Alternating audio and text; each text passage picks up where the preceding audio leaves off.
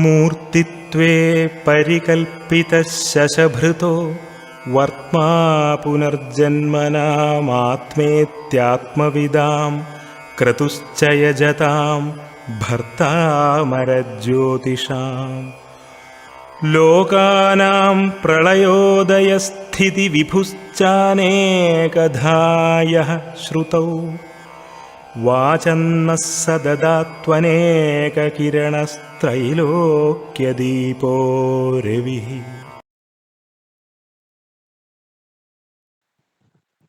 നമുക്ക് ഇപ്പൊ ഒരു റിവിഷനാണ് ഇന്ന് ഉദ്ദേശിക്കുന്നത്. കാര്യം നമ്മൾ ആദ്യം തൊട്ട് പഠിച്ച ഭാഗങ്ങളിൽ ഒരിക്കൽ കൂടി നമ്മൾ ഒന്ന് റിവൈസ് ചെയ്യുകയാണ്.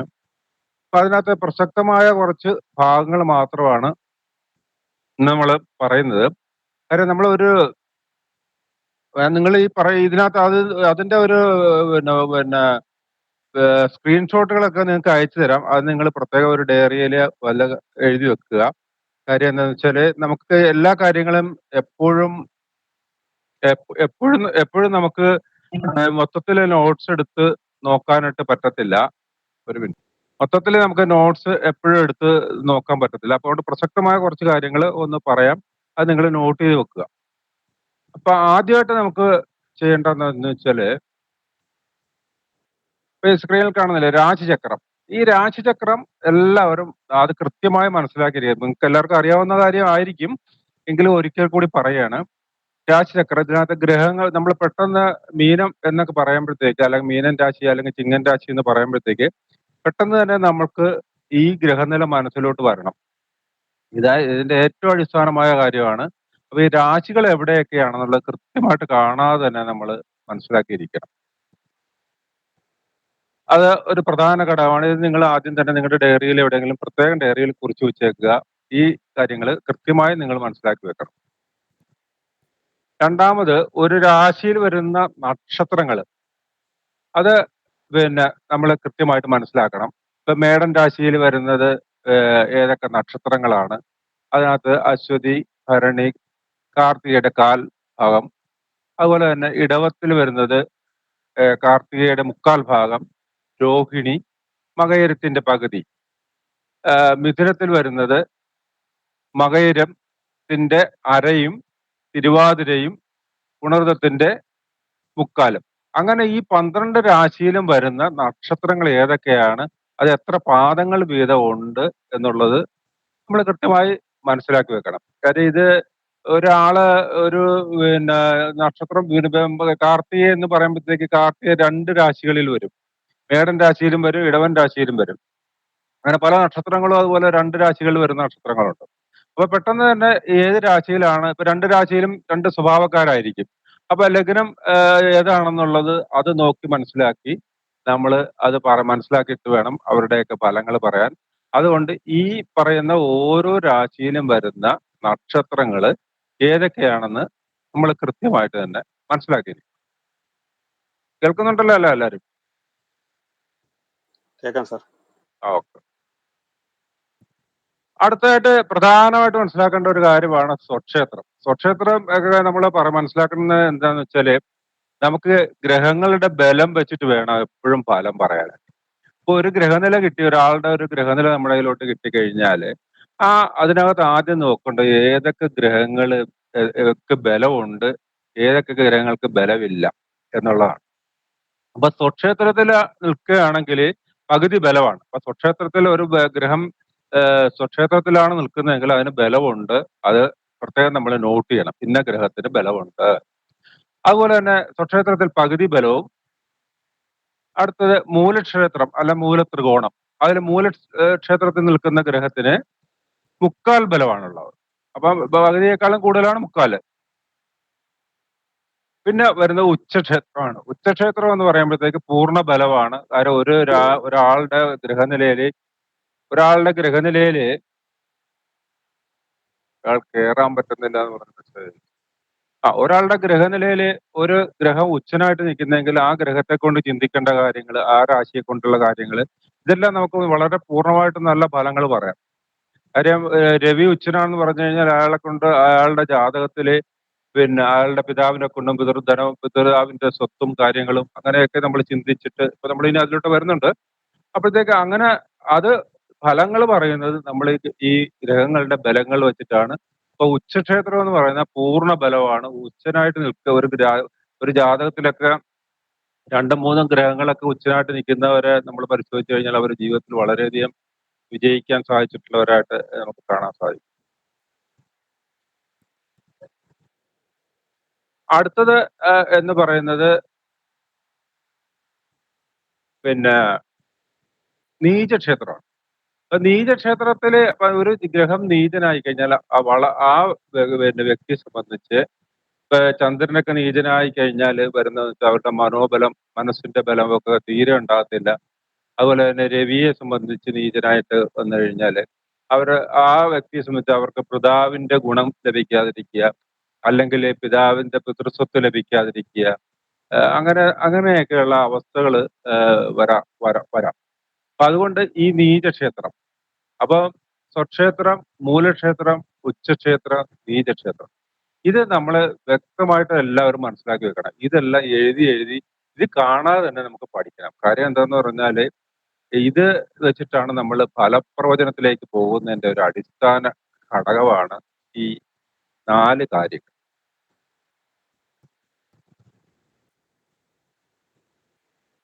അടുത്തത് ഈ ഗ്രഹങ്ങൾക്കെല്ലാം ദൃഷ്ടിയുണ്ട്. ഇപ്പൊ നമ്മളിപ്പോ ഗ്രഹനിലയൊക്കെ എടുത്ത് നോക്കുമ്പോൾ ഓരോ രാശികളിൽ നിൽക്കുകയാണ്. അപ്പം ആ നിൽക്കുന്ന പോലെ തന്നെയാണ് ആ ഗ്രഹത്തിന്റെ ദൃഷ്ടി പതിക്കുന്ന രാശിക്കും ഉണ്ടാവുള്ളത്. അപ്പൊ ആ ദൃഷ്ടിക്കും അതിൻ്റെതായ പ്രാധാന്യമുണ്ട്. പ്രധാനമായിട്ട് ഇപ്പൊ നമ്മള് എല്ലാ ഗ്രഹങ്ങൾക്കും 7-ാം ഭാവത്തിലേക്കാണ് ദൃഷ്ടിയുണ്ട്.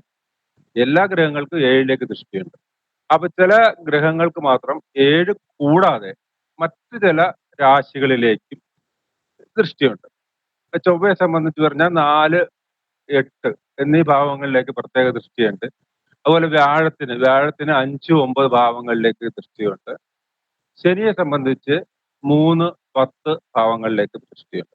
അപ്പൊ ദൃഷ്ടി എന്ന് പറയുന്നത് വളരെ പ്രാധാന്യമുള്ളതാണ്. ഒരു ഗ്രഹം ഒരു രാശിയിൽ നിൽക്കുന്ന അതേ ഗുണം തന്നെയാണ് ദൃഷ്ടി പതിക്കുമ്പോഴത്തേക്കും ഉണ്ടാകുന്നത്. അതുകൊണ്ട് ദൃഷ്ടിയെ സംബന്ധിച്ചും നമ്മൾ അത് മനസ്സിലാക്കി വെക്കണം.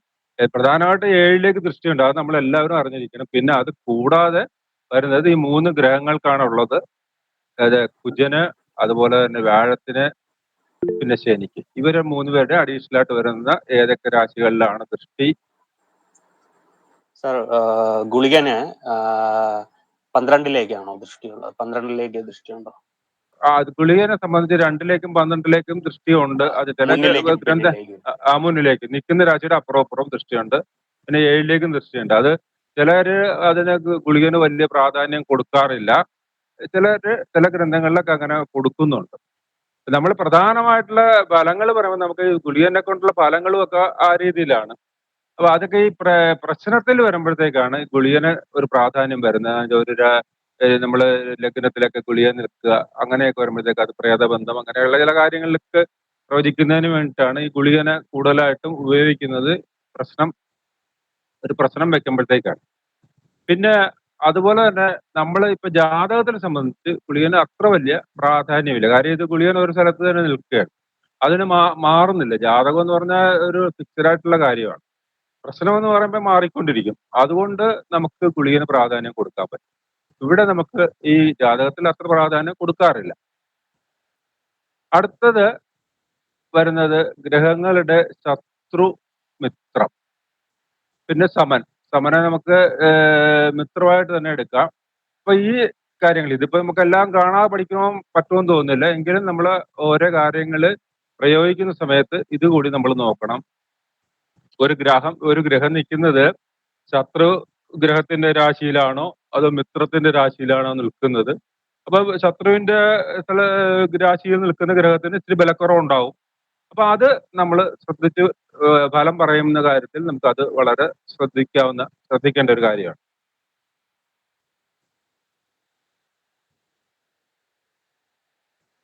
പിന്നെ വരുന്ന ഒരു കാര്യമാണ് ഓജരാശി, യുഗ്മരാശി. അപ്പൊ മേടം തൊട്ടാണ് നമ്മൾ അത് ഓജം യുഗ്മം പറയുന്നത്.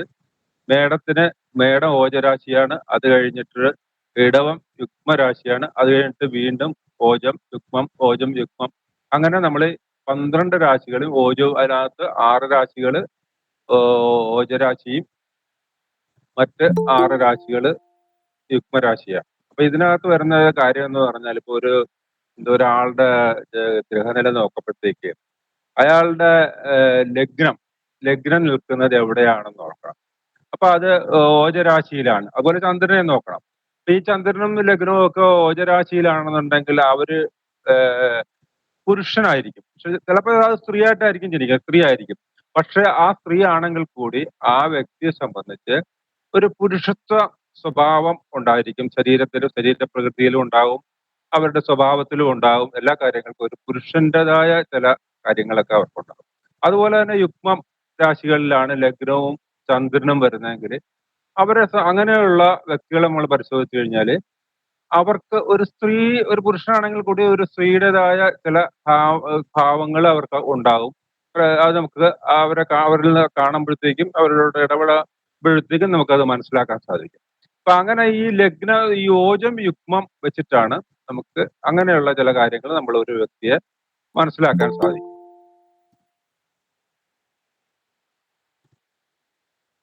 ഓക്കെ.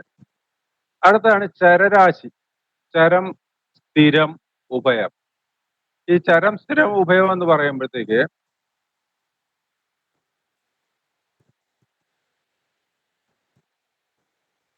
മുരളീകൃഷ്ണ അയാളെ ജോയിൻ ചെയ്യാൻ പറ്റുന്നില്ല എന്ന് പറഞ്ഞു മെസ്സേജ് അയച്ചത്. മുരളിയാണോ ഇപ്പൊ മെസ്സേജ് അയച്ചിരുന്നത്? ഹലോ,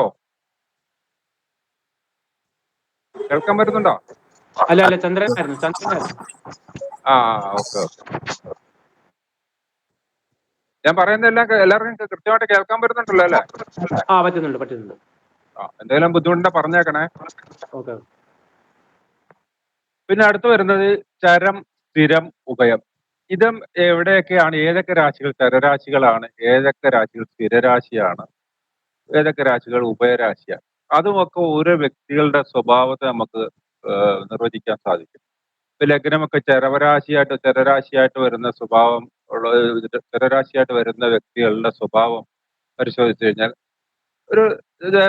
കുറച്ച് ഫ്ലെക്സിബിൾ ആയിരിക്കും അവര് പിന്നെ ചരം എന്ന് പറഞ്ഞാൽ ചലിക്കുക എന്നുള്ളതാണ് ഉദ്ദേശിക്കുന്നത്. അപ്പൊ അവരെ സംബന്ധിച്ച് നമുക്ക് ഒരു കാര്യങ്ങൾക്ക് എല്ലാത്തിനും ഒരു വിട്ടുവീഴ്ച മനോഭാവങ്ങളൊക്കെ കാണും. അതേപോലെ സ്ഥിരരാശിയിലാണ് ഒരാളുടെ ലഗ്നം വരുന്നതെങ്കിൽ അയാളെ സംബന്ധിച്ച് എല്ലാം വളരെ സ്ട്രിക്റ്റ് ആയിരിക്കും. പിന്നെ സ്ഥിരരാശി ലഗ്നം വരണം, ചന്ദ്രൻ നിൽക്കുന്നതും ഏതെങ്കിലും സ്ഥിരരാശിയായി രണ്ടും സ്ഥിരമായിട്ട് വന്നാലാണ് ഇതിന്റെ പൂർണ്ണമായ ഫലം വരുന്നത്.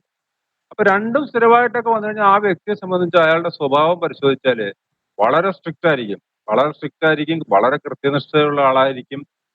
ഇപ്പൊ നമ്മൾ നാളെ ഒരു സ്ഥലത്ത് പോകാമെന്ന് അദ്ദേഹത്തോട് പറഞ്ഞു കഴിഞ്ഞാൽ ഇപ്പൊ 9 മണിക്ക് പോകാന്ന് പറഞ്ഞാൽ 8:55 ആകുമ്പോഴേ അയാൾ റെഡിയായിട്ട് സ്ഥലത്തെത്തിയിരിക്കും. അപ്പൊ അത്രയ്ക്ക് സ്ഥിരത നമുക്ക് അത് ഈ ചരം സ്ഥിരം വെച്ചിട്ട് നമുക്ക് പറയാൻ പറ്റും.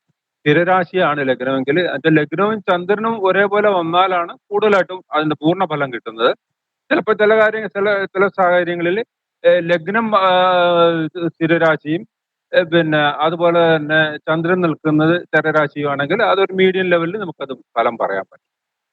പിന്നെ മറ്റൊന്നാണ് ഒരു ഉഭയരാശി എന്ന് പറയുന്നത്.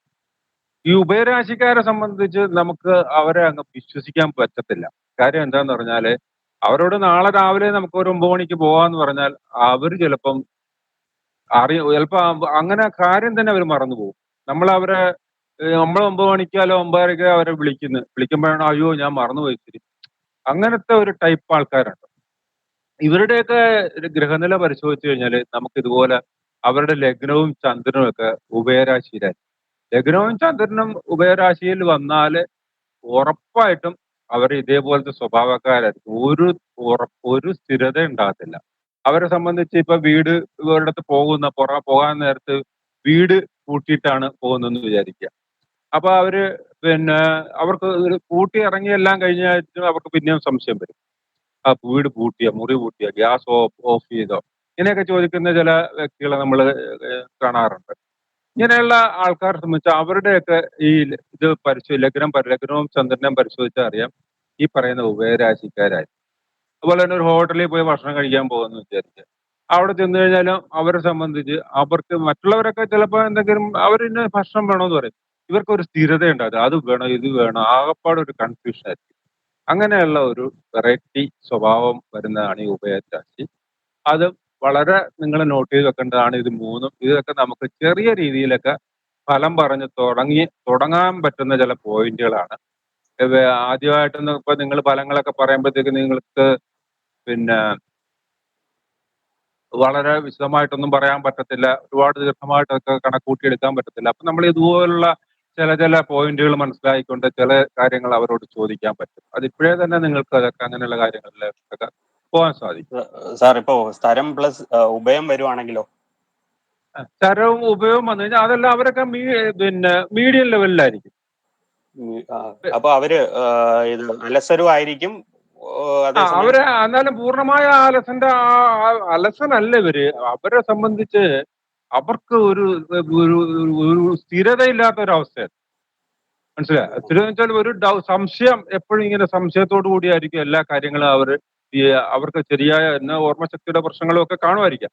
അപ്പൊ അങ്ങനെയൊക്കെ ഉള്ള ഒരു സ്വഭാവമാണ്. അപ്പം രണ്ടും കൂടി മിക്സ് ചെയ്തൊക്കെ വന്നു കഴിഞ്ഞാൽ ഒരു ആവറേജ് ലെവലിൽ ഇവര് പോകും. ഇപ്പോ ചന്ദ്രനാണോ ലഗ്നത്തിനാണോ കൂടുതൽ പ്രാധാന്യം കൽപ്പിക്കേണ്ടത്? അത് നമ്മൾ നോക്കേണ്ടത്, നമ്മൾ ഒരു ജാതകം കിട്ടിക്കുമ്പോൾ ചന്ദ്രന്റെയും പിന്നെ ലഗ്നത്തിന്റെയും ഒക്കെ ബലം പരിശോധിക്കണം. ബലം പരിശോധിച്ച് കഴിയുമ്പോഴത്തേക്ക് നമ്മളിപ്പോ ചന്ദ്രൻ നിൽക്കുന്നത് എവിടെയാണ്, ശത്രുരാശിയിലാണോ, അവിടെ ചന്ദ്രന്റെ കൂടെ നിൽക്കുന്ന ഏതെങ്കിലും ഒരു ശത്രുഗ്രഹമാണോ അല്ലെങ്കിൽ പാപഗ്രഹമാണോ, ഇങ്ങനെയുള്ള കാര്യങ്ങൾ ഏറെ ഏതെങ്കിലും പാപഗ്രഹം ചന്ദ്രനെ നോക്കുന്നുണ്ടോ, അതുപോലെ തന്നെ ലഗ്നം എടുക്കുമ്പോൾ ലഗ്നത്തിലേക്ക് ഏതെങ്കിലും പാപഗ്രഹം നോക്കുന്നുണ്ടോ, അങ്ങനെയുള്ള കാര്യങ്ങളെല്ലാം പരിശോധിച്ച് നമ്മൾ ചന്ദ്രനെ ആണോ പിന്നെ ലഗ്നത്തിനാണോ ബലം എന്ന് നമ്മൾ പരിശോധിക്കണം. പരിശോധിച്ചിട്ട് വേണം പൂർണ്ണമായിട്ടും ഫലം പറയാൻ. എന്നാലും നമ്മൾ എന്താണേലും നമുക്ക് ജാതകം വെച്ച് പറയുമ്പോഴത്തേക്ക് നമുക്ക് ലഗ്നം വെച്ച് തന്നെ കാര്യങ്ങൾ പറയാൻ പറ്റും. അതിന് പിന്നെ ഈ പ്രശ്നത്തിലാണെങ്കിൽ ഞാനിപ്പോ പറഞ്ഞ രീതിയിലാണ് നിങ്ങൾ നോക്കേണ്ടത്. കാര്യം ഇതിനകത്ത് ബലം ആർക്കാണെന്ന് പരിശോധിച്ചിട്ട് വേണം, അത് വെച്ചിട്ടാണ് ഫലങ്ങളൊക്കെ പറയുന്നത്. എന്നാൽ ജാതകത്തെ സംബന്ധിച്ച് രണ്ടും നമ്മൾക്ക് പിന്നെ ലഗ്നം വെച്ച് തന്നെ നമ്മൾ ഫലം പറയണം. കാര്യം ചന്ദ്രനെ വെച്ച് നമുക്ക് ഫലം പറഞ്ഞാൽ അത് അത്ര ആക്യുറേറ്റ് ആകത്തില്ല. കാര്യം എന്താന്ന് വെച്ചാൽ ചന്ദ്രൻ 2.25 ദിവസം ആ രാശിയിൽ നിൽക്കും. മനസ്സിലായോ? ഇപ്പൊ ഒരു ഗ്രഹനില എടുത്തു നോക്കിക്കഴിഞ്ഞാൽ 2.25 ദിവസം, 2.25 നക്ഷത്രമാണല്ലോ, അപ്പൊ ഒരു രാശിയിലുണ്ടാകും. അപ്പൊ അതുകൊണ്ട് ചന്ദ്രനെ വെച്ച് നമുക്ക് ഫലം പറയും. ഇതുപോലുള്ള കാര്യങ്ങൾക്ക് പറയാമെങ്കിലും മറ്റു ഫലങ്ങൾ പറയാനായിട്ട് ചന്ദ്രനെ അത്ര ഉപയോഗിക്കുന്നില്ല. ഓക്കെ, മനസ്സിലായോ? മനസ്സിലായി സാർ. ഇതൊരു പോയിന്റ് ഔട്ട് ആയിട്ട് എന്തെങ്കിലും നോട്ട് എന്തെങ്കിലും ഉണ്ടോ? ഇതെല്ലാം നിങ്ങൾക്ക് തന്നിരിക്കുന്ന പിന്നെ നോട്ട്സിനകത്തുള്ള പ്രസക്ത ഭാഗങ്ങളാണ്. അത് ഞാൻ ഇതെല്ലാം ഈ ഇപ്പൊ കാണിക്കുന്ന സ്ക്രീൻഷോട്ട് ആയിട്ടുള്ള കാര്യങ്ങളെല്ലാം നിങ്ങളുടെ ഗ്രൂപ്പിൽ ഇട്ട് തരാം. അത് നിങ്ങൾ ഒന്ന് വരച്ചും കൂടി വെച്ചേക്കുക. അതല്ല സാർ, ഇപ്പൊ പറഞ്ഞില്ലായിരുന്നു ഇങ്ങനെ ചരം സ്ഥിരം ഉഭയത്തിനെ പറ്റിയുള്ള ഒരു ഡീറ്റെയിലിംഗ് പറഞ്ഞില്ലായിരുന്നു, അത് എന്തെങ്കിലും ഉണ്ടാവോ? അത് നിങ്ങൾ നോട്ട് ചെയ്തെടുക്കുക. ഇപ്പം വേണമെങ്കിൽ പിന്നെ ഇപ്പൊ ഞാൻ പറഞ്ഞില്ലേ, ഓർത്തിരിക്കാവുന്ന കാര്യങ്ങളേ ഉള്ളൂ. നിങ്ങൾ ചെറുതായിട്ട് നോട്ട് ചെയ്തെടുക്കണം. ഇപ്പൊ തന്നെ ചരരാശി ലഗ്നവും വരണം, ചന്ദ്രനും വരണം. ഇത് വന്നു കഴിഞ്ഞാൽ അത് കറക്റ്റ് ആയിട്ടുള്ള ഫലവും തന്നെ കിട്ടും. ഒരു രാശി ഒരു ചരവും പിന്നെ ലഗ്നം ചരവും പിന്നെ ചന്ദ്രൻ സ്ഥിരരാശിയിൽ വേണമെങ്കിൽ അതൊരു മീഡിയം ലെവലിൽ വരും. അതുപോലെ തന്നെ ചരം എന്ന് പറഞ്ഞാൽ ചലിക്കുക, അത് നമ്മൾ ഓർത്തിരുന്നാൽ മതി. സ്ഥിരം എന്ന് പറയുമ്പോൾ സ്ഥിരരാശി, അത് സ്ഥിരമായിരിക്കും. നമ്മൾ വീടൊക്കെ വെക്കുമ്പോഴത്തേക്ക് ഈ മുഹൂർത്തമൊക്കെ നോക്കുമ്പോൾ സ്ഥിരരാശി നോക്കാറുണ്ട്. വിവാഹത്തിന്റെ ഒക്കെ നോക്കുമ്പോൾ സ്ഥിരരാശി എടുക്കും. അതുപോലെ വാഹനത്തിന് നോക്കുകയാണെങ്കിൽ അവിടെ ചരരാശി ആയിരിക്കും, ഇത് ചലിച്ചുകൊണ്ടിരിക്കേണ്ട കാര്യങ്ങളായതുകൊണ്ട്. അങ്ങനെയൊക്കെയുള്ള അത് മുഹൂർത്തത്തിലൊക്കെ വിശദമായിട്ട് പിന്നെ നമ്മൾ പഠിക്കുമ്പോഴത്തേക്ക് അത് മനസ്സിലാക്കാം. ഇതൊന്ന് ചെറിയ പോയിന്റുകളൊക്കെ നിങ്ങൾ നോട്ട് ചെയ്തെടുത്തു. അതിന് സമയം തരാം, കുഴപ്പമില്ല. സംശയം ചോദിച്ചാൽ അതും പറഞ്ഞുതരാം. അതോടൊപ്പം നിങ്ങൾ അത് നോട്ട് ചെയ്തെടുത്തു. കാര്യം ഇത് നമ്മൾ നോട്ട്സ് ആയിട്ട് നമ്മൾ പ്രിപ്പയർ ചെയ്തിട്ടില്ല സാർ. അതുപോലെ ഈ നമ്മൾ ഈ സ്ഥലക്കച്ചവടം നടക്കുമോ നടക്കില്ലെന്ന് നോക്കുമ്പോ ചരം സ്ഥിരം ഉപയോഗം നോക്കും, അങ്ങനത്തെ വിഷയം. അവിടെ നമ്മൾ അങ്ങനെ വരുമ്പോഴത്തേക്ക് ഒരാൾ നമ്മളോട് ഇപ്പൊ ചോദിക്കുന്നു ഇങ്ങനെ നടക്കുവോ, അത് നമ്മൾ നോക്കേണ്ടത് എന്താന്ന് പറഞ്ഞാൽ നമ്മൾ ആ സമയത്ത് ഗ്രഹനില എടുക്കണം. ആ സമയത്ത് ഗ്രഹനില എടുത്ത് നോക്കുമ്പോഴത്തേക്ക് അവിടെ പിന്നെ വ്യാഴം എവിടെ നിൽക്കുന്നു നോക്കണം. ആ. വ്യാഴം 3, 6, 8, 12 ഈ സ്ഥാനങ്ങളിൽ നിന്നാൽ ദുസ്ഥാനങ്ങളാണ്. ദുസ്ഥാനങ്ങളിൽ നിന്നാൽ നമുക്കത് നടക്കത്തില്ല. ഈശ്വരാനുകൂല്യം ഇല്ല എന്ന് നമുക്ക് പറയാം. ഓക്കെ. അപ്പൊ അത് നമ്മൾ നോക്കേണ്ടത് വ്യാഴത്തിന്റെ നോക്കിയിട്ട് വേണം അത് പറയാൻ. അതില് ചരം സ്ഥിരം നോക്കണ്ടല്ലേ? അതിൽ സ്ഥിരം നോക്കണ്ട. അതിപ്പം ഒരു വാഹനം വാങ്ങാൻ പോകുന്ന ഒരു മുഹൂർത്തമാണ് നോക്കുവാണെങ്കിൽ ആ സമയത്ത് ഗ്രഹനില എടുക്കുക. ഇപ്പൊ അവര് പറയുന്നു ഞങ്ങൾക്ക് നാളെ 11 മണിക്ക് ഒരു കാറ് ഷോറൂമിൽ നിന്ന് ഇറക്കണമായിരുന്നു, 11 മണിക്ക് ചെല്ലാൻ പറഞ്ഞിരിക്കുകയാണ്, 11 മണി നല്ലതാണോ എന്ന് നോക്കുക. അത് പിന്നെ ചോദിക്കുന്നു എന്ന് വിചാരിക്കുക. അപ്പൊ നമ്മൾ എന്ത് ചെയ്യണം? നമ്മൾ ആ 11 മണിയുടെ സമയത്ത് ഗ്രഹനില, ഇപ്പൊ സോഫ്റ്റ്വെയർ എല്ലാവരുടെയും ഉണ്ടാവും. അപ്പൊ സോഫ്റ്റ്വെയർ വെച്ചിട്ട് നിങ്ങൾ എല്ലാവരുടെയും സോഫ്റ്റ്വെയർ എടുത്തിട്ടുണ്ടോ എല്ലാവരും? ഉണ്ട് സാർ, ഉണ്ട്. ഉണ്ട്. അപ്പൊ സോഫ്റ്റ്വെയറിൽ നമ്മൾ ആ സമയം കൊടുക്കുക. നാളെ 11 മണി സമയം കൊടുക്കുക. നാളെ 11 മണി സമയം കൊടുത്തു കഴിയുമ്പോഴത്തേക്ക് അവിടെ ലഗ്നം എവിടെയാണെന്ന് നോക്കാം. ലഗ്നം നിൽക്കുന്നത് പിന്നെ ചരരാശിയാണെങ്കിൽ കുഴപ്പമില്ല. ചരരാശി വെച്ചിട്ട് നമുക്ക് അവരോട് പറയാം, കുഴപ്പമില്ല. നിങ്ങൾ എന്നുവെച്ചാൽ അത് സ്ഥിരരാശിയാണെങ്കിൽ ആ വാഹനം എടുത്തു കഴിഞ്ഞാൽ അത് നമ്മൾ സ്ഥിരമായിട്ട് എവിടെയെങ്കിലും കിടക്കും, കാര്യം ഉപയോഗിക്കത്തില്ല. കാര്യം നമ്മൾ ചില വീടുകളിലൊക്കെ നമ്മൾ ശ്രദ്ധിച്ചാൽ മനസ്സിലാവും, കാറൊക്കെ വലിയ കാറും വലിയ വില കൂടിയ കാറുകളൊക്കെ വാങ്ങിച്ചിട്ട് ഇവരെന്താന്ന് വെച്ചാല് ആ ഗ്രഹനാഥന് പെട്ടെന്നായിരിക്കും ട്രാൻസ്ഫർ വരുന്നത് കാസർഗോഡ് എവിടെയെങ്കിലും. അദ്ദേഹം നേരെ കാസർഗോഡ് പോകുമ്പോൾ ഈ വണ്ടി അവിടെ അങ്ങനെ കിടക്കും. പുള്ളി ചിലപ്പോൾ 2 ആഴ്ച കൂടുമ്പോഴായിരിക്കും നാട്ടിൽ വരുന്നത്. അപ്പൊ അങ്ങനെയൊക്കെയുള്ള കാര്യങ്ങള് പിന്നെ അപ്പൊ വാഹനം അയാൾക്ക് ഉപയോഗിക്കാനുള്ള ഒരു ഇതുണ്ടാകത്തില്ല. മൈക്കിനെ ഓഫ് ചെയ്തേരെ, ചോദ്യം ചോദിച്ചിട്ട് മൈക്കിനെ ഓഫ്. അപ്പൊ അത് മുഹൂർത്തങ്ങൾ ഞാൻ അത് പറഞ്ഞുതരാം. ഞാൻ ആ സോഫ്റ്റ്വെയർ വെച്ച് ചെറിയ രീതിയിൽ മുഹൂർത്തങ്ങളൊക്കെ നോക്കുന്ന കാര്യങ്ങളൊക്കെ നമുക്ക് പറഞ്ഞുതരാം.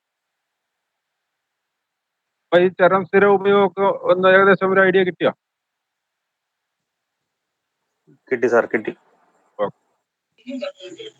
സാർ ഞാൻ സോഫ്റ്റ്വെയർ എടുത്തിട്ടില്ല. സോഫ്റ്റ്വെയർ എന്റെ ലിങ്ക് ഒന്നുകൂടി ഞാൻ ആ ഗ്രൂപ്പിൽ ഇട്ട് തരാം. നിങ്ങൾ അതിനെ ഇൻസ്റ്റാൾ ചെയ്യുക. ഇൻസ്റ്റാൾ ചെയ്തിട്ട് അതിനൊരു പെയ്ഡ് ഇതുണ്ട്. പെയ്ഡിനാണെങ്കിൽ ചെയ്യേണ്ട കാര്യങ്ങളൊക്കെ ഞാൻ പറഞ്ഞു തരാം. പെയ്ഡ് ആക്കിയ ഒരു ഗുണം എന്താണെന്ന് വെച്ചാൽ നമുക്ക് ഇത് എത്ര പഴകിയ പുറകോട്ടും മുന്നോട്ടുമുള്ള ടൈം കൊടുത്തു കഴിഞ്ഞാൽ ആ സമയത്തുള്ള ഗ്രഹനില കിട്ടും. അത് മാത്രമല്ല നമുക്ക് ഒരു ജാതകം തന്നെ കിട്ടും. ജാതകം വെച്ചാൽ ഏകദേശം 36 പേജുള്ള ഒരു ജാതകം നമുക്ക് ഇതിൽ നിന്ന് എടുക്കാൻ പറ്റും. ഇതിന് എടുത്ത് PDF ആയിട്ട് എടുത്ത് നമ്മൾക്ക് ആൾക്കാർക്ക് അയച്ചു കൊടുക്കാം. ഇല്ലെങ്കിൽ പ്രിന്റ് എടുത്ത് ചെറിയ ബുക്ക് പോലെ ആക്കി വേണമെങ്കിൽ കമ്പ്യൂട്ടർ ജാതകം എന്ന് പറഞ്ഞിട്ട് ആൾക്കാർക്ക് കൊടുക്കാം.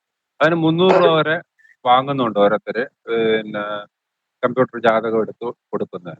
അങ്ങനെ വേണമെങ്കിലും നിങ്ങൾക്കൊരു ചെറിയ രീതിയിൽ നിങ്ങൾക്ക് ചെയ്യാവുന്ന കാര്യങ്ങളാണ്. നമ്മുടെ അടുത്തൊക്കെ പലരും ഒക്കെ ജാതകമൊക്കെ എഴുതാനൊക്കെ വരും. പറയുന്നത് കമ്പ്യൂട്ടർ ജാതകം എടുത്തു തരാമെന്ന് പറയുക. എന്നിട്ട് ഇതിനകത്തുനിന്ന് ആ PDF അതിനൊരു ഓപ്ഷൻ ഉണ്ട്. അതൊക്കെ നിങ്ങൾ സംശയം ചോദിച്ച് ഞാനത് പിന്നീട് പറഞ്ഞു തരാം എങ്ങനെയാണ് ആ PDF PDF-ലേക്ക് എടുക്കേണ്ടതെന്നൊക്കെ. അതിനകത്ത് തന്നെ ഉണ്ട് സേവാസ് എന്ന് പറഞ്ഞൊരു ഓപ്ഷൻ ഉണ്ട്. ആ അതിൽ പോയിട്ട് സേവാസ് PDF എന്ന് പറഞ്ഞൊരു ഓപ്ഷൻ ഉണ്ട്. അതിൽ പോയി കഴിഞ്ഞാൽ നമുക്കത് നമ്മുടെ ഫോണിൽ തന്നെ സേവ് ചെയ്യാം. പിന്നെ നമ്മളത് ആൾക്കാർക്ക് അയച്ചു കൊടുക്കുന്ന ഒരു ഓപ്ഷൻ ഉണ്ട്. പറഞ്ഞുതരാം, അതില്ലെങ്കിൽ തരാം. സേവ് ആൻഡ് ഷെയർ എന്ന് പറയുന്ന ഒരു ഓപ്ഷൻ ഉണ്ട്. അതിലത് പോയി കഴിഞ്ഞാൽ നമുക്ക് ഷെയർ ചെയ്ത് തന്നെ ആൾക്കാർക്ക് വാട്സപ്പ് വഴി അയച്ചു കൊടുക്കാം. സാറേ, നമുക്ക് 2 ഫോൺ ഉണ്ടായിരുന്നു. അതിൽ ഒന്നിലായിരുന്നു ഇത് ഇൻസ്റ്റാൾ ചെയ്ത് വെച്ചിട്ടുണ്ടായിരുന്നത്. അപ്പോ ആ ഫോണ് നിലത്ത് വീണ് പൊട്ടി. അപ്പോ ഇപ്പൊ ഉപയോഗിക്കുന്ന ഫോണിൽ അത് ഇൻസ്റ്റാൾ ചെയ്തപ്പോ അതിൽ ലോഗിൻ ചെയ്യാൻ പറ്റുന്നില്ല. അതെന്താന്ന് വെച്ചാല് ഇവര് പെയ്ഡ് നമ്മൾ ആ പഴയ ഫോൺ ഒരു ഫോണില് അവർ ലൈഫ് ടൈം എന്ന് പറഞ്ഞാണ് നമുക്ക് തരുന്നത്. ലൈഫ് ടൈം ആണെന്ന് പറഞ്ഞാൽ അവർ ഉദ്ദേശിക്കുന്ന ലൈഫ് ടൈം എന്ന് പറഞ്ഞാൽ ഫോണിന്റെ ലൈഫാണ്. ഫോണ് എത്ര നാള് ഉണ്ടോ അത്ര നാളത് കിട്ടും. ഫോണ് മാറിക്കഴിഞ്ഞാൽ അത് കിട്ടത്തില്ല. പിന്നെ വേണമെന്നുണ്ടെങ്കിൽ രണ്ടാമത് നമ്മൾ പേയ്മെന്റ് കൊടുത്ത് എടുക്കേണ്ടി വരും. അല്ലാണ്ട് നടക്കത്തില്ല അല്ലേ സാർ? അല്ലാതെ നടക്കത്തില്ല. കാര്യം എന്റെ തന്നെ അത് പോയിട്ട് ഞാൻ വേറെ ഫോണിലോട്ട് മാറിയപ്പോഴത്തേക്ക് വേറെ രണ്ടാമത് എടുക്കുകയാണ് ഞാൻ ചെയ്തത്. ഫോണിന്റെ ലൈഫാന്ന് അവർ പറഞ്ഞിട്ടില്ല. അവര് ഫോണിന്റെ ലൈഫാണത്. നമ്മുടെ വഴി എടുത്താണോ അതോ നിങ്ങൾ നേരിട്ട് എടുത്താണോ? നേരിട്ട് എടുക്കുമായിരുന്നു സാർ. അത് ഇപ്പോഴല്ല, കുറെ നാളായി. മുമ്പേ ഇവിടെ നിന്ന് നമ്മള് എടുത്തു കൊടുക്കുന്നുണ്ട്. നമുക്ക് ചെറിയൊരു ഡിസ്കൗണ്ട് നിങ്ങൾക്ക് കിട്ടും. സാറേ അത് ശരിയാക്കി നമ്മുടെ തന്നാ മതി. അടുത്തെടുക്കുമ്പോൾ എടുക്കാം സാർ. അത് നമുക്ക് ഇയർലി എടുത്തത് കാര്യം, ഇയർലി ആയിരുന്നു എടുത്തത്. അല്ല ഇതിപ്പോ നമ്മൾ ഒരു പുതിയൊരു ഫോണൊക്കെ വാങ്ങിച്ചിട്ട് നിങ്ങൾ എന്നോട് പറഞ്ഞാൽ മതി. ഞാൻ അതിനകത്ത് ഒരു സ്ക്രീൻഷോട്ട് കാര്യങ്ങളൊക്കെ അയച്ചു തരണം. അത് അയച്ചു തന്നു കഴിഞ്ഞാൽ നമുക്കത് റെഡിയാക്കാം. നമ്മുടെ ഇവിടെ ചെയ്യുന്നത് 750 രൂപയാണ് ഈ ലൈഫ് ടൈമിന്റെ ഇത് ചെയ്യുന്നത്. ആണോ? ആ ശരി സാർ, ശരി. അത് ഞാൻ അയച്ചു തരാം സാർ. അത് എനിക്കൊന്ന് ക്ലിയർ ആക്കി തന്നാ മതി ചന്ദ്രൻ. തരാം. ഞാൻ ആ നമ്മുടെ ഗ്രൂപ്പിൽ തന്നെ അതിന്റെ ലിങ്ക് ഇട്ടുതരാം. ആദ്യം നമ്മൾ ഫ്രീ വെർഷൻ എല്ലാവരും ഇൻസ്റ്റാൾ ചെയ്യണം. ഫ്രീ ആയിട്ട് മൈക്കിനെ ഒന്ന് ഓഫ് ചെയ്താലേ. അപ്പൊ ഈ ഫ്രീ വെർഷൻ ആയിട്ടുള്ളത് എല്ലാവരും ഇൻസ്റ്റാൾ ചെയ്യുക. നമുക്ക് ഫ്രീ വെർഷനിൽ അതിന്റെ 2006 തൊട്ടുള്ള കിട്ടും.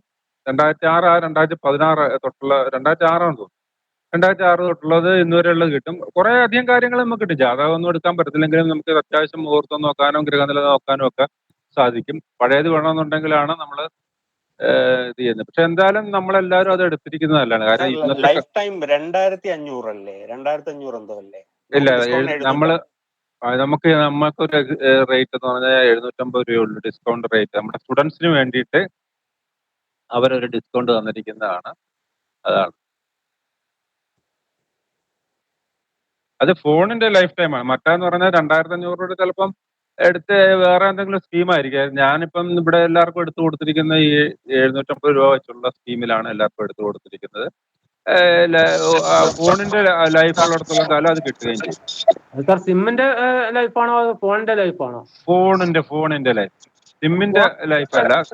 സിം എന്തായാലും നമ്മൾ മാറത്തില്ലല്ലോ, നമ്മൾ വേറെ ഫോണിലോട്ട് എടുത്തിട്ടുമല്ല. ഇത് ലൈഫ് എന്ന് പറയുന്നാൽ നമ്മുടെ ഫോണാണ്. ഫോണിലാണ് ഇത് ഇൻസ്റ്റാൾ ആകുന്നത്. ഓക്കെ.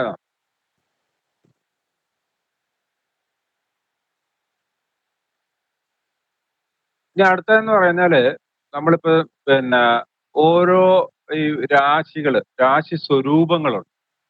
ഇപ്പൊ രാശി സ്വരൂപം നോക്കിക്കഴിഞ്ഞാൽ ഇപ്പൊ മേടൻ രാശിയുടെ സ്വരൂപം എന്ന് പറയുന്നത് ആടാണ്. ഈ ആടിൻ്റെതായ കുറെ സ്വഭാവങ്ങളൊക്കെ ഈ മേടൻ രാശിക്കാർക്കുണ്ടാവും. അവര് ഇപ്പൊ ആടാണെങ്കിൽ എപ്പോഴും ഇങ്ങനെ തിന്നുകൊണ്ടിരിക്കും. ശ്രദ്ധിച്ചാൽ നോക്കി അറിയാം. ഇങ്ങനെ എപ്പോഴും എന്തെങ്കിലും ഇങ്ങനെ ചവച്ചുകൊണ്ടിരിക്കുന്ന ഒരു സ്വഭാവമാണ് ആട് ചുമ്മാ ഇരിക്കത്തില്ല. അപ്പൊ അത് നമ്മൾ ഈ മേടൻ രാശിക്കാരെ സംബന്ധിച്ച് എപ്പോഴും ഇങ്ങനെ ഇത്തിരി ഭക്ഷണം ഇങ്ങനെ കഴിക്കുന്ന ഒരു സ്വഭാവമൊക്കെ അവർക്ക് കാണും. അതുപോലെ തന്നെ ആട് വസിക്കുന്ന സ്ഥലങ്ങൾ, ഇങ്ങനെയുള്ള കാര്യങ്ങൾ, കുറ്റിക്കാട് ഇങ്ങനെ. അപ്പൊ അതൊക്കെ അവർക്ക് പ്രത്യേകിച്ച് ഒരു ഇഷ്ടം അങ്ങോട്ടുണ്ടാവും. ഇപ്പൊ ചിങ്ങൻ രാശിയുടെ എടുക്കുകയാണെങ്കിൽ ചിങ്ങൻ രാശിയുടെ അധിപൻ എന്ന് പറഞ്ഞാൽ സിംഹമാണ്. അപ്പൊ സിംഹം വസിക്കുന്നത് കാടാണ്. അപ്പൊ നമ്മൾ ഒരു ടൂർ പ്രോഗ്രാം പ്ലാൻ ചെയ്ത് കഴിഞ്ഞാൽ അവർക്ക് ഇപ്പൊ മൂന്നാർ പോകണമെന്ന് പറഞ്ഞാൽ അതായിരിക്കും ഇഷ്ടം. കോവളത്തിനേക്കാളും ചിലപ്പോൾ അവർക്ക് ഇഷ്ടം മൂന്നാറായിരിക്കും. കാര്യം എന്താന്ന് പറഞ്ഞാല് അവർക്ക് ആ വനപ്രദേശങ്ങളിൽ സഞ്ചരിക്കാനാണ് ഈ പറയുന്ന ചിങ്ങൻ രാശിക്കാരെ സംബന്ധിച്ച് അവരുടെ ആഗ്രഹം അതായിരിക്കും, അവരുടെ ഇഷ്ടം അതായിരിക്കും. ഇപ്പൊ കർക്കിടകൻ രാശി എന്നൊക്കെ പറഞ്ഞാൽ ജലരാശിയാണ്. അപ്പൊ അവർക്ക് ജലവുമായിട്ട് ബന്ധപ്പെട്ടുള്ള സ്ഥലങ്ങൾ സന്ദർശിക്കാൻ ആഗ്രഹിക്കും. അതൊക്കെ നമ്മളുടെ ഓരോ വ്യക്തികളുടെയും സ്വഭാവത്തിന്റെ കുറച്ച് ഭാഗങ്ങൾ. ഇത് പൂർണ്ണമായിട്ട് നമുക്ക് പറയാൻ പറ്റില്ല. എന്നാലും കുറെ കാര്യങ്ങൾ ഇവരുടെ ഈ സ്വഭാവത്തിൽ ഇങ്ങനെയുള്ള ഈ രാശി സ്വരൂപം വെച്ച് നമുക്ക് പറയാൻ പറ്റും. പിന്നെ നമ്മളെ രാശി സ്വരൂപത്തിന്റെ പ്രത്യേകത എന്ന് പറഞ്ഞാൽ മറ്റു ചില കാര്യങ്ങളെന്ന് പറഞ്ഞാൽ ഈ പ്രശ്നം വെച്ച് നോക്കുമ്പോഴത്തേക്കും ഒരാളുടെ ഒരു വസ്തു, ഒരു സ്വർണം നഷ്ടപ്പെട്ടു, ഒരു മാല നഷ്ടപ്പെട്ടു. അപ്പൊ അത് എവിടെയാണ് എന്നൊന്ന് ചോദിച്ചു കഴിയുമ്പോഴത്തേക്ക് അവിടെ കിട്ടുന്ന പ്രശ്നം വെക്കുമ്പോൾ കിട്ടുന്ന രാശി, ലഗ്നരാശി എന്ന് വെച്ചിട്ട് ആ സ്വരൂപം വെച്ച് നമുക്ക് പറയാൻ പറ്റും. ഇപ്പൊ നമ്മൾ പറയാം ഇപ്പം ചില രാശികളിലാണെങ്കിൽ ആ രാശി സ്വരൂപമായിട്ട് ബന്ധപ്പെടുത്തി ഇന്ന സ്ഥലത്തായിരിക്കും നിങ്ങൾ കുളിക്കാൻ പോയപ്പോഴത്തേക്ക് ആ ജലവുമായിട്ട് ബന്ധപ്പെട്ട രാശികളാണ്, അങ്ങനെ നമുക്ക് പറയാൻ പറ്റും. അങ്ങനെ രാശി സ്വരൂപം നമ്മൾ മനസ്സിലാക്കി വെച്ചേക്കണം. ഈ രാശി സ്വരൂപം നമുക്ക് പല രീതിയിലും ഫലം പറയാനായിട്ട് പ്രയോജനപ്പെടുത്താൻ പറ്റും. രാശി സ്വരൂപവും അതുപോലെ തന്നെ രാശി സ്ഥലങ്ങളും, ഈ രണ്ട് കാര്യങ്ങളും നമ്മൾ മനസ്സിലാക്കി വെക്കണം. പിന്നെ പ്രധാനമായിട്ട് മനസ്സിലാക്കേണ്ട ഒരു കാര്യം എന്ന് വെച്ചാല് അശ്വതി മകം മൂലം, അത് ഒരു ഗ്രൂപ്പാണ്. നമ്മുടെ ഈ ദശാനാഥന്മാരെന്ന് പറയും. ഇപ്പൊ ഓരോ നക്ഷത്രക്കാരും ഓരോ രാശിയിലാണ് ജനിക്കുന്നത്. അപ്പം അശ്വതി മകം മൂലം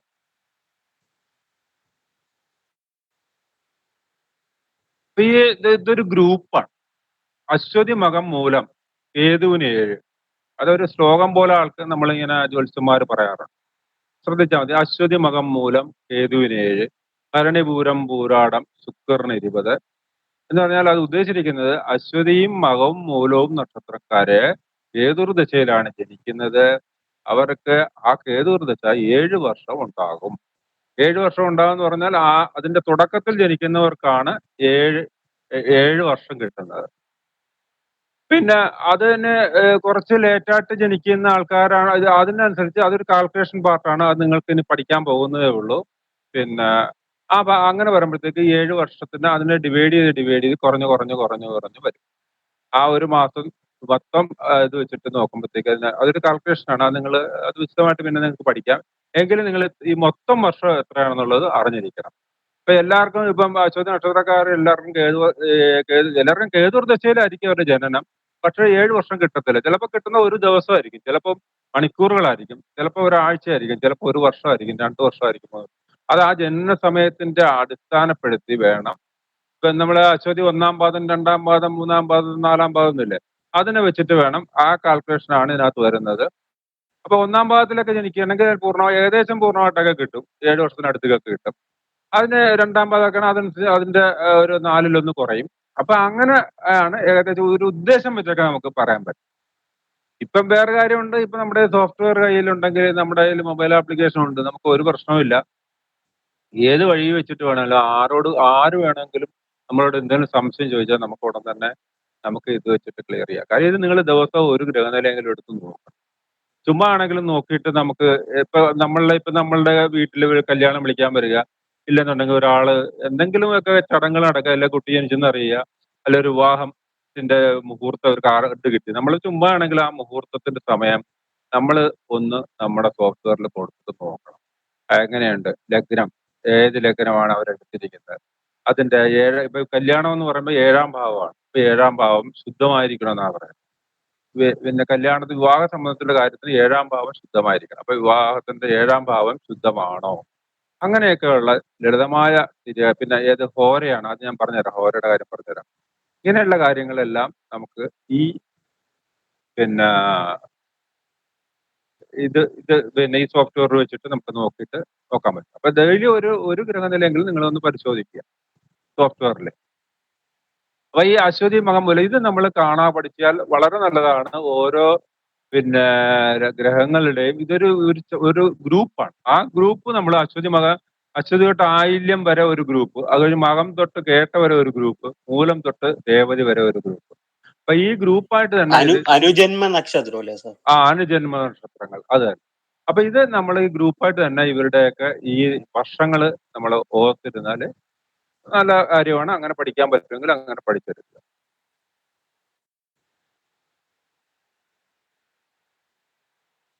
പിന്നെ വരുന്ന ഒരു കാര്യമാണ് അത് ആ ലെസൺ എടുത്തിട്ടില്ലല്ലോ. ഉണ്ടല്ലോ, അതെല്ലാം കഴിഞ്ഞ ഏതോ ഒരു ചാപ്റ്റർ ഉള്ളതാണ്. അതെ. നിങ്ങൾക്കിപ്പോ 10 ചാപ്റ്റർ വരെ എടുത്തില്ല. അതിനകത്ത് വരുന്ന കാര്യങ്ങളാണ് ഞാൻ ഇന്നിപ്പോ പറയാൻ ഉദ്ദേശിക്കുന്നത്. അതിൽ വരുന്ന കാര്യങ്ങളാണിത്. അതുകൊണ്ട് നോക്കിയാൽ മതി. ഇല്ലെന്നുണ്ടെങ്കിൽ ഇപ്പൊ ഇതിന്റെ 8-ാമത്തെ ചാപ്റ്റർ ഇനി എടുക്കണം സാർ. 10 എടുത്തിട്ടില്ല. ഇനി 8ആണല്ലോ എടുക്കണേ. ഇനി 8 സാർ. ശരി. അപ്പൊ ഇത് അതിനകത്ത് വരും. ഇല്ലെന്നുണ്ടെങ്കിൽ ഇതിന്റെ എല്ലാ സ്ക്രീൻഷോട്ടുകളും നിങ്ങളുടെ ഗ്രൂപ്പിൽ ഇന്ന് തന്നെ ഇട്ടുതരാം. നിങ്ങൾ ഇതെല്ലാം ഞാൻ പറഞ്ഞില്ല, ഒരു ഡയറി മാറ്റി വെക്കുക. അതിനകത്ത് ഇതുപോലുള്ള കുറെ പോയിന്റ്സുകൾ അങ്ങനെ നോട്ട് ചെയ്തു. അത് നമുക്ക് പെട്ടെന്ന് ഒരാളെ വരുമ്പോൾ മൊത്തത്തിൽ നോട്ട്സ് ഒക്കെ എടുത്ത് വെച്ചിട്ട് തിരിച്ചു മറിച്ച് നോക്കിയൊക്കെ നമുക്ക് പലതും പറയാൻ പറ്റും.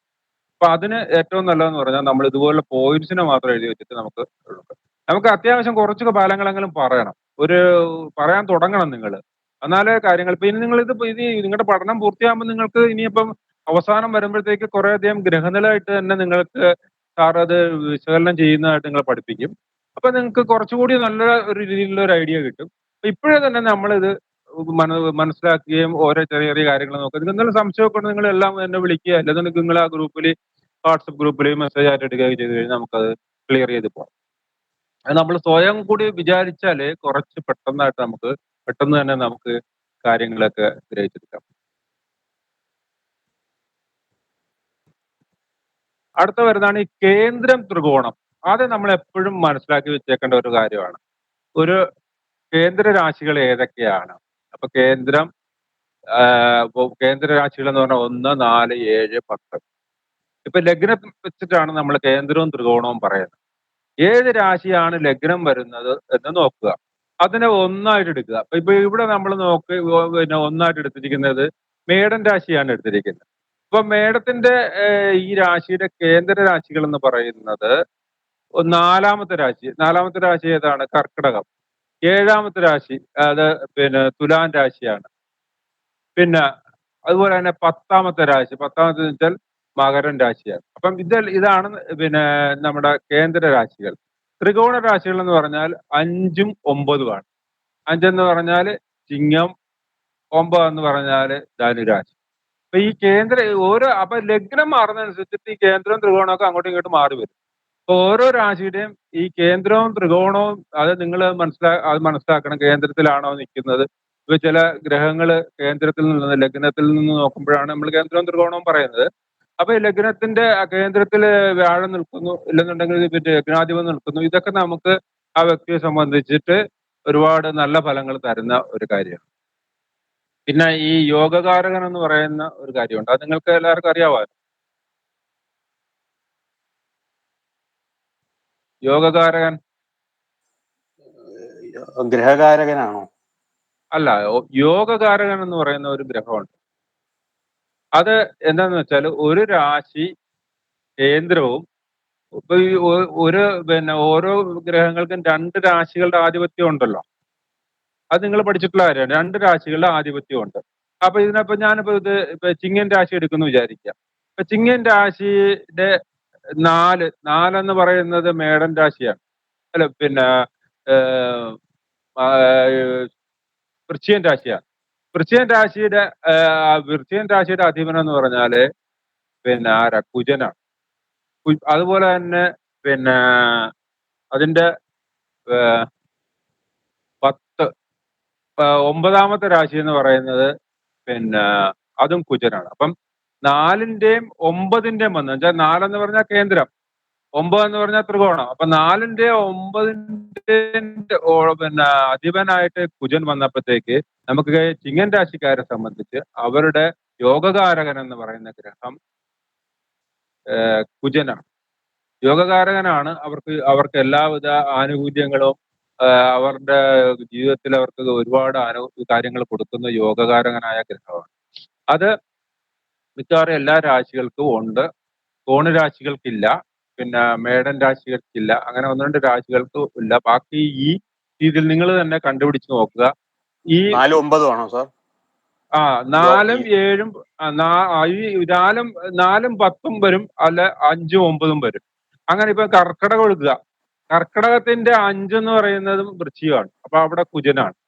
10 എന്ന് പറയുന്നത് മേടമാണ്. അവിടെയും കുജനാണ്. അപ്പം കർക്കിടകൻ രാശിക്കാരന്റെ യോഗകാരകനും കുജനാണ്.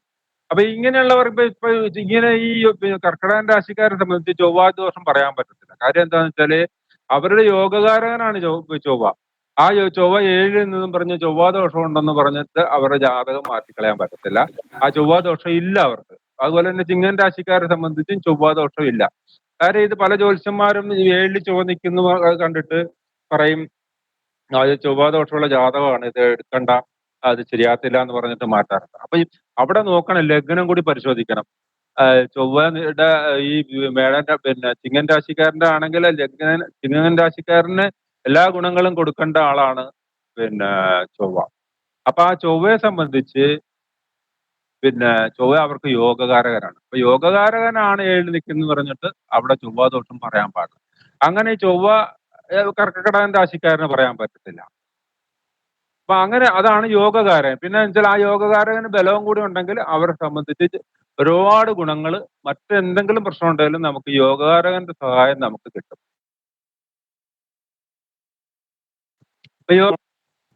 അത് നിങ്ങളെ തന്നെ നോക്കുക. ഈ ലഗ്നാധിപനെ യോഗകാരകനെ കൂട്ടുക. ലഗ്നം കേന്ദ്രം ത്രികോണം അല്ലേ ലഗ്നം? ലഗ്നം വരത്തില്ല. അത് അങ്ങനെ നോക്കാം. ലഗ്നം നോക്കണ്ട. ലഗ്നത്തിൽ ഇപ്പൊ 2 ഗ്രഹം വന്ന് പറഞ്ഞിട്ട് അവിടെ യോഗകാരകനാകത്തില്ല. ഇത് 4ഉം 10ഉം നോക്കണം, 5ഉം 9ഉം നോക്കണം. ഓക്കെ. ബാക്കി ലഗ്നം 7ഉം കറക്റ്റ് ആയിട്ട് അങ്ങനെ വരത്തില്ല. 4ഉം 5ഉം ലഗ്നം കേന്ദ്രവും അത് ത്രികോണം അത് ആണല്ലോ, അതുകൊണ്ട് അതെ അതെ അതെ രണ്ടും വരുന്നതുകൊണ്ട് അത് അങ്ങനെ എടുക്കത്തില്ല. ഇല്ല. ശരി. അപ്പൊ ആ യോഗകാരകനെ നമ്മൾ ഈ പറഞ്ഞ ചൊവ്വാദോഷം, കാര്യം ഞാൻ എന്റെ ജീവിതത്തിൽ തന്നെ എനിക്കുണ്ടായ ഒരു പണ്ട് വർഷങ്ങൾക്ക് മുമ്പ് ഒരു ജ്യോത്സ്യൻ എന്റെ ജാതകം പരിശോധിച്ചിട്ട് പറഞ്ഞു എനിക്ക് ചൊവ്വാദോഷം ഉണ്ട്. അപ്പൊ അന്നത്തെ കാലത്ത് വളരെ ചൊവ്വാദോഷം എന്നൊക്കെ പറഞ്ഞാൽ ഭയങ്കര നാട്ടിൻപുറമാണ്. നാട്ടിൻപുറത്തൊക്കെ വളരെ ആൾക്കാർക്ക് ഇടയിൽ വിവാഹാലോചനയായിട്ട് പോകാൻ പോലും പറ്റാത്ത ഒരു മാനസികാവസ്ഥയായിരുന്നു. സത്യം പറഞ്ഞാൽ എനിക്ക് ചൊവ്വാദോഷം ഇല്ല. കാര്യം എന്റെ യോഗകാരകനാണ് ചൊവ്വ. ഞാൻ ചിങ്ങൻ രാശിക്കാരനാണ്. എന്റെ ചൊവ്വ എനിക്ക് യോഗകാരകനാണ്. അപ്പൊ അത് അറിയാൻ പാടില്ലാത്ത ഒരു ജ്യോത്സ്യൻ അങ്ങനെ പറഞ്ഞതിന്റെ പേരിൽ ഞാൻ ജീവിതത്തിൽ ഒരുപാട് ബുദ്ധിമുട്ടേണ്ടി വന്നു. നമുക്ക് ജ്യോതിഷപരമായ അറിവ് അന്നില്ലായിരുന്നു.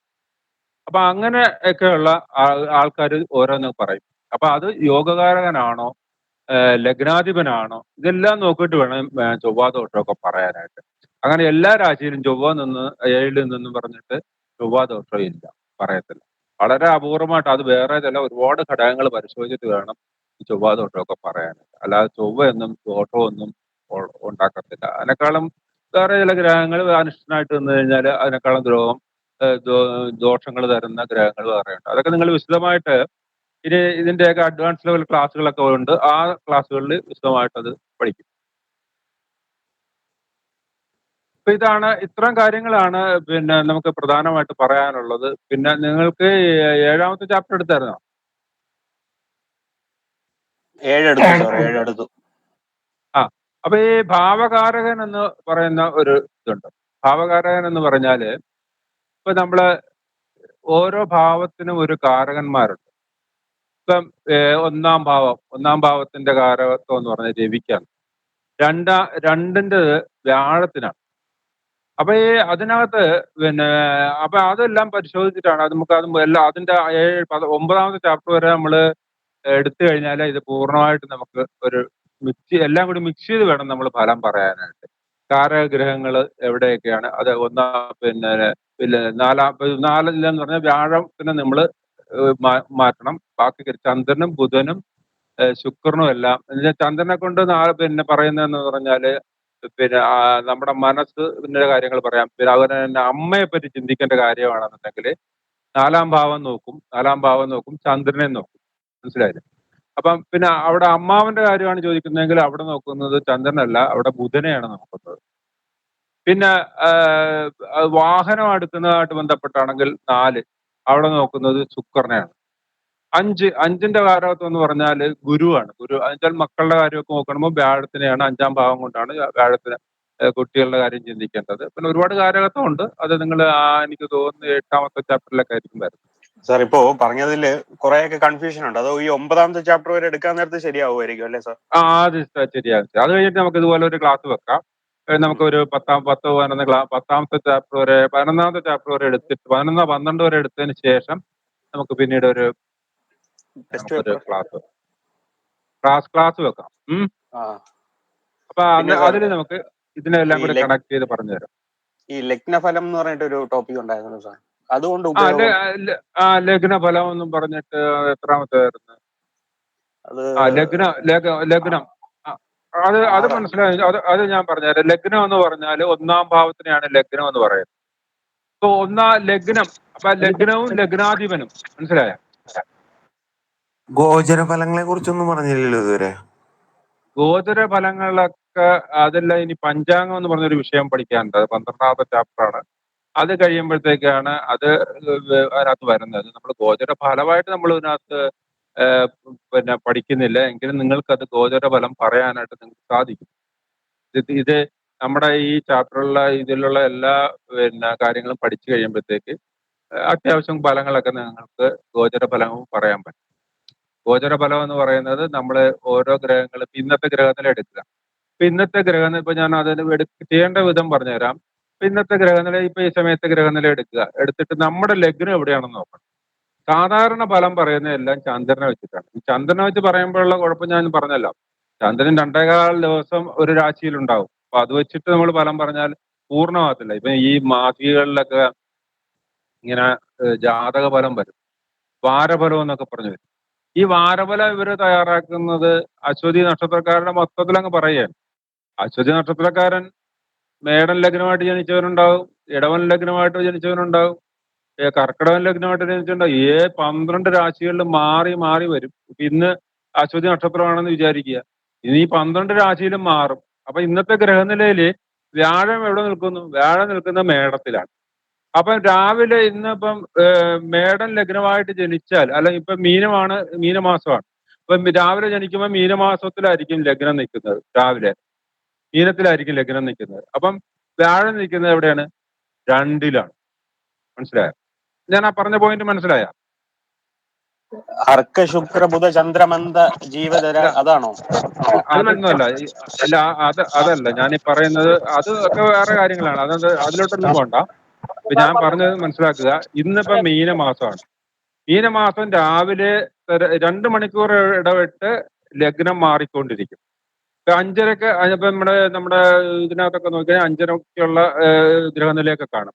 അപ്പൊ ഇന്ന് രാവിലെ എന്ന് പറഞ്ഞാൽ ഉദയം തൊട്ട് ഏകദേശം 2 മണിക്കൂർ ലഗ്നം നിൽക്കുന്നത് മീനത്തിലായിരിക്കും. മീനമാസത്തിലാകുമ്പം മീനത്തില്, മേടമാസത്തിലാകുമ്പം മേടത്തില്. അപ്പൊ 1-ാം തീയതി എന്ന് പറയുന്ന ദിവസമാണെന്നുണ്ടെങ്കിൽ അന്ന് രാവിലെ 2 മണിക്കൂർ അവിടെ കാണും. അത് കഴിഞ്ഞ് വരുന്ന 2 മണിക്കൂർ എന്ന് പറഞ്ഞാൽ അത് ലഗ്നം അടുത്ത രാശിയിലോട്ട് പോകും. മീനത്തിൽ നിന്ന് മേടത്തിലോട്ട് പോകും. ഈ ഗ്രഹങ്ങളൊന്നും മാറത്തില്ല. ഗ്രഹങ്ങളെല്ലാം നിൽക്കുന്ന അതേ പൊസിഷനിൽ തന്നെ നിൽക്കുകയും ചെയ്യും. ഈ ലഗ്നം എന്ത് ചെയ്യും? ഓരോ 2 മണിക്കൂറിലും ഇങ്ങനെ ചാടി ഇങ്ങനെ പോകും. പോയി തിരിച്ച് അത് അന്ന് രാത്രി പിറ്റേ ദിവസം വെളുപ്പാങ്കാലത്ത് തിരിച്ച് വീണ്ടും വരും. അതാണ് ലഗ്നത്തിന്റെ കാര്യം. അപ്പൊ അങ്ങനെ വരുമ്പോഴത്തേക്ക് സംഭവിക്കുന്നത് എന്താന്ന് വെച്ചാല്, ഇപ്പൊ രാവിലത്തെ ഗ്രഹനില എടുത്താല് അവിടെ നമ്മൾ നോക്കുമ്പോഴത്തേക്ക് മീനമാസം ആണ്, 1-ാം തീയതിയാണ്. രാവിലെ നോക്കിക്കഴിഞ്ഞാല് ലഗ്നം നിൽക്കുന്നത് മീനത്തിലാണ്.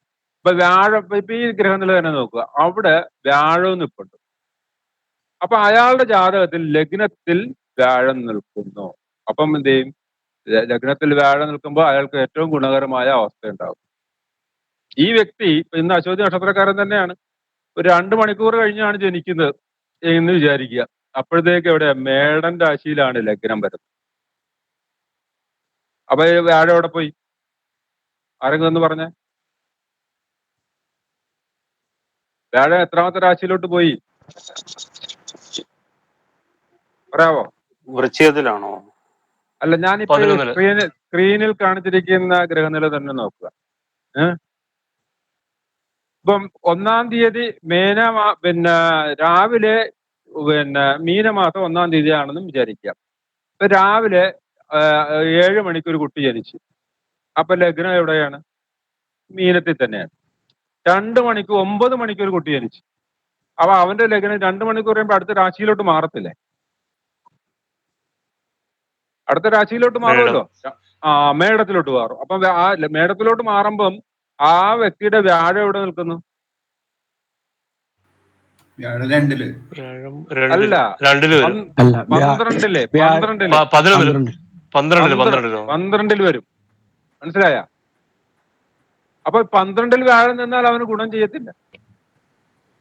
മനസ്സിലായില്ലേ? പിടികിട്ടിയ?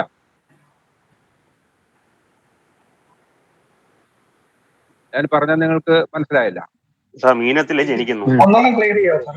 മീനത്തില് രാവിലെ ഉദയം തൊട്ട് 2 മണിക്കൂർ നേരെ ലഗ്നം അവിടെ കാണത്തുള്ളൂ. ഏതാ? മീനത്തില്.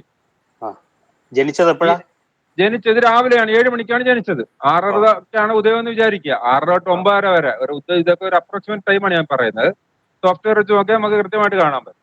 അപ്പൊ 6:30 തൊട്ട് 9:30 മണി വരെ ആ സമയത്താണ് ജനിക്കുന്നതെങ്കിൽ മീനത്തിൽ തന്നെ ആയിരിക്കും ലഗ്നം. അപ്പൊ ഒരു 10:30 ജനിച്ചാലോ ലഗ്നം അടുത്ത രാശിയിലോട്ട് മാറി. അതെ. അടുത്ത രാശിയിലോട്ട് മാറിയപ്പം ആ ഗ്രഹനിലയിൽ വ്യാഴം എവിടെ പോയി? 11-ലെ വ്യാഴം 12-ലേക്ക് മാറി. ലഗ്നത്തിൽ നിന്ന് വ്യാഴം 12-ലോട്ട് പോയി. മറ്റവന്റെ ലഗ്നത്തിലായിരുന്നു വ്യാഴം നിന്നത്. മനസ്സിലായി. ഇവന്റെ 12-ൽ പോയി. അപ്പൊ ഇവന് വ്യാഴത്തിനെ കൊണ്ട് ഗുണമില്ലാതായി. മനസ്സിലായില്ലേ? ഗുണമില്ലാണ്ടായി. അത് കഴിഞ്ഞ അടുത്ത രാശിയിലോട്ട് പോയി. ഇടവത്തിലോട്ട് ലഗ്നം പോയപ്പോഴത്തേക്ക് വീണ്ടും 2 മണിക്കൂർ കഴിയുമ്പോൾ ലഗ്നം ഇടവത്തിൽ പോയി. ഇടവത്തിലോട്ട് പോയപ്പം അവന്റെ 11-ൽ വന്നു വ്യാഴം. അവനും ഗുണകരമാണ്. മനസ്സിലായില്ലേ? അങ്ങനെ നമ്മൾ നോക്കുമ്പോൾ ഒരു നക്ഷത്രം ആയിരിക്കുകയും ചെയ്യും. ഹലോ, ഒരു നക്ഷത്രം മനസ്സിലാവുന്നുണ്ട് സാർ. മനസ്സിലാവുന്നുണ്ട്. അപ്പൊ ഒരു നക്ഷത്രമാണെങ്കിൽ കൂടി ഈ 12 രാശിയിലും മാറി മാറി വരില്ല. വ്യാഴവും വരും, അതുപോലെ ഈ എല്ലാ ഗ്രഹങ്ങളും വരും. അപ്പോഴത്തേക്ക് ഗ്രഹനില അവന്റെ ഓരോ 2 മണിക്കൂറിലും ജനിക്കുന്ന കുട്ടികളുടെ സ്വഭാവം വ്യത്യസ്തമായിരിക്കും. പക്ഷെ നക്ഷത്രം ഏതാണ്? എല്ലാവരുടെ നക്ഷത്രം ഒന്ന് തന്നെയാണ്. മനസ്സിലായോ? അപ്പൊ ഈ നക്ഷത്രം വെച്ചിട്ട് എന്തെങ്കിലും നമ്മളൊരു ജാതക ഫലം പറഞ്ഞിട്ട് വല്ല കാര്യമുണ്ട്? മനസ്സിലായോ? ഞാൻ അതായത് ഇപ്പൊ മീനമാസം ആണ്, മീനമാസം 2-ാം തീയതി കുട്ടി ജനിക്കുകയാണ്.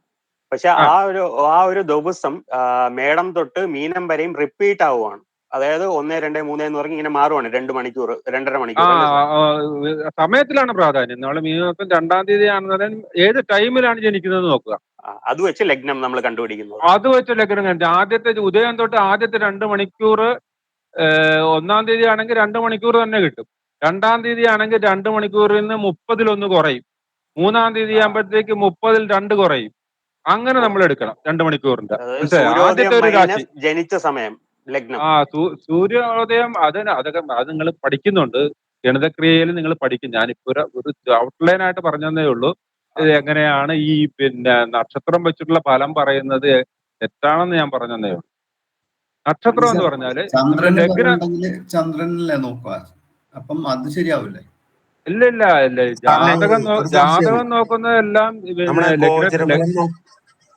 ലഗ്നത്തെ അടിസ്ഥാനമാക്കിയാണ് നമ്മൾ പറയുന്നത്. ചന്ദ്രനെ വെച്ച് പറയുന്നതാണ് ഞാൻ ഈ പറഞ്ഞ നക്ഷത്രഫലം പറയുന്നത് ചന്ദ്രനെ വെച്ചിട്ടാണ്. ഗോചര ഫലമൊക്കെ ചന്ദ്രനെ വെച്ചിട്ടാണ് നോക്കുന്നത്. നമുക്ക് ലഗ്നം വെച്ചിട്ടും നോക്കാം. നമ്മുടെ ലഗ്നം ഏതാണെന്ന് നോക്കിയിട്ട് അതിന്റെയൊക്കെ ഏതൊക്കെ രാശികളിൽ ഗ്രഹങ്ങൾ മാറി മാറി വരുന്നത് അത് വെച്ചിട്ട് നമുക്ക് ഫലം പറയാം. മനസ്സിലായി? ലഗ്നം വെച്ച് പറഞ്ഞാൽ ഞാൻ ഈ പറഞ്ഞില്ലേ 2.25 ദിവസം ഒരു നക്ഷത്രമാണ്, ഒരു സ്ഥലത്ത് തന്നെയാണ് ചന്ദ്രൻ നിൽക്കുന്നത്. അപ്പൊ പിന്നെ എങ്ങനെ ഈ 2.25 ദിവസവും ജനിക്കുന്ന ആൾക്കാരുടെ എല്ലാം ഒരേ സ്വഭാവമായിരിക്കുമോ? മനസ്സിലായില്ലേ? എന്തുകൊണ്ട് സ്വഭാവം? ഒരു ദിവസം ജനിക്കുന്ന 12 സ്വഭാവക്കാരാണ് കുറഞ്ഞത്. അതിൽ കൂടാനേ സാധ്യതയുള്ളൂ. അതിനിടയ്ക്ക് ഗ്രഹങ്ങളും എല്ലാം അങ്ങോട്ടും ഇങ്ങോട്ടും ഒക്കെ മാറിയാൽ അപ്പം അതിൽ കൂടും. ഇല്ലെന്നുണ്ടെങ്കിൽ ഗ്രഹങ്ങൾ മാറിയിട്ടില്ല എന്നുണ്ടെങ്കിൽ 12 ലഗ്നക്കാരാണ് ജനിക്കുന്നത് ഒരു നക്ഷത്രത്തിൽ. അപ്പൊ 12 ലഗ്നത്തിൽ നിന്ന് ജനിക്കുമ്പോഴത്തേക്ക് ഓരോ ലഗ്നത്തിൽ നിന്നുള്ള ഗ്രഹങ്ങളുടെ പൊസിഷൻ നമ്മൾ നോക്കണം. മനസ്സിലായ? ഇപ്പൊ ഇവിടെ നമ്മൾ ലഗ്നം കാണിച്ചിരിക്കുന്നത് മീനമാണ്. ആ സ്ക്രീനിലോട്ട് നോക്കുക എല്ലാവരും. മീനമാണ് ലഗ്നം കാണിച്ചിരിക്കുന്നത്. അപ്പൊ അതിൽ കുറെ ഗ്രഹങ്ങളെ നമ്മളും ഇട്ടിട്ടുണ്ട്. മീനത്തിൽ വ്യാഴം ഇട്ടിട്ടുണ്ട്, രാഹുവിനെ ഇട്ടിട്ടുണ്ട്, മേടത്തിൽ ഇട്ടിട്ടുണ്ട്. അപ്പൊ ആ ഗ്രഹങ്ങള് വെച്ചിട്ട് അതുകൂടി നോക്കണം. അപ്പൊ ഈ ലഗ്നം മാറുമ്പോഴത്തേക്ക് ഇവരുടെയൊക്കെ സ്ഥാനം മാറിയില്ലേ? ഇപ്പൊ മീന ലഗ്നമായിട്ട് ജനിക്കുന്നവന്റെ 5-ൽ നിൽക്കുന്നത് ചന്ദ്രനും ശുക്രനും മാന്തി നിൽപ്പുണ്ട്. അപ്പൊ മേടത്തിലോട്ട് ജനിക്കുമ്പോ അവന്റെ 4-ലായി. മനസ്സിലായ? അങ്ങനെ സ്ക്രീനില് സാറ് നോക്കുന്ന തന്നെയാണോ കാണുന്നതിന് സംശയമുണ്ട്. ഇത് തന്നെയാണോ സാർ ഇട്ടേക്കുന്നത്? ഇട്ടിരിക്കുന്നത് അത് തന്നെയാണ്. നിങ്ങൾ അന്ന് ഇച്ചിരി വലുതാക്കി നോക്കിയ അതിനകത്ത് ലഗ്നം ഗുരു 1 പറഞ്ഞിട്ട് ഇട്ടിട്ടില്ലേ ഒരെണ്ണം? ലഗ്നം രവി 1 ശനിയാ കാണിക്കുന്നത്. മീനത്തിൽ ശനി, മേടത്തിൽ ശനിയാണോ കാണിക്കുന്നത്? മേടത്തിൽ രവി, ഇടവത്തിൽ വ്യത്യാസമുണ്ട് സാറേ. സ്ക്രീൻ വ്യത്യാസമുണ്ട്. ഞാൻ കറക്റ്റ്.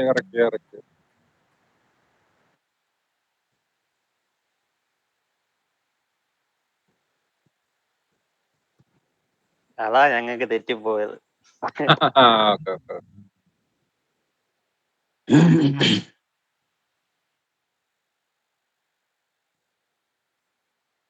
ഇപ്പോഴെങ്ങനെയുണ്ട്?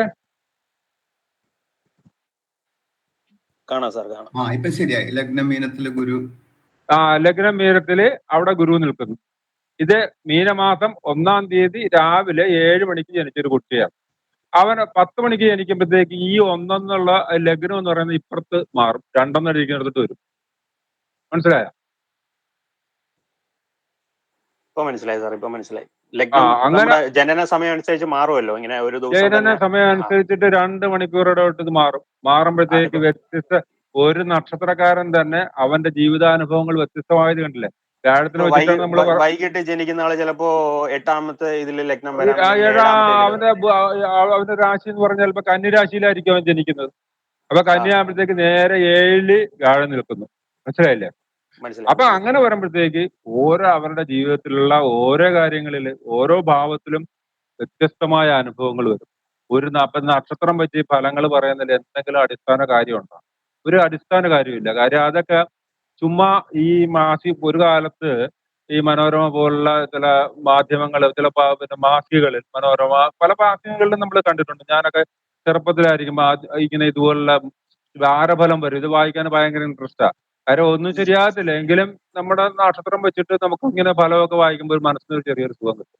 അപ്പൊ ജ്യോതിഷ രത്നത്തിലൊക്കെ ഇങ്ങനെ തന്നെയാണോ? അപ്പൊ എല്ലാ രത്നത്തിലും ഇത് തന്നെ ഇട്ടിരിക്കുന്നത്. അവരെല്ലാം ഇട്ടിരിക്കുന്നത് ചന്ദ്രനെ ബേസ് ചെയ്തിരിക്കുന്നത്. അതിനകത്ത് അവർ 10 കാര്യം പറഞ്ഞാൽ ചിലപ്പോൾ 1-2 കാര്യം ശരിയായെന്നിരിക്കും കേട്ടോ. അപ്പൊ 1-2 കാര്യങ്ങൾ ശരിയാകും, പക്ഷെ പൂർണ്ണമായിട്ടും ശരിയാകത്തില്ല. പൂർണ്ണമായിട്ടും നമുക്കൊരു ഫലം പറയണമെങ്കിൽ ലഗ്നം വെച്ച് തന്നെ പറയാം.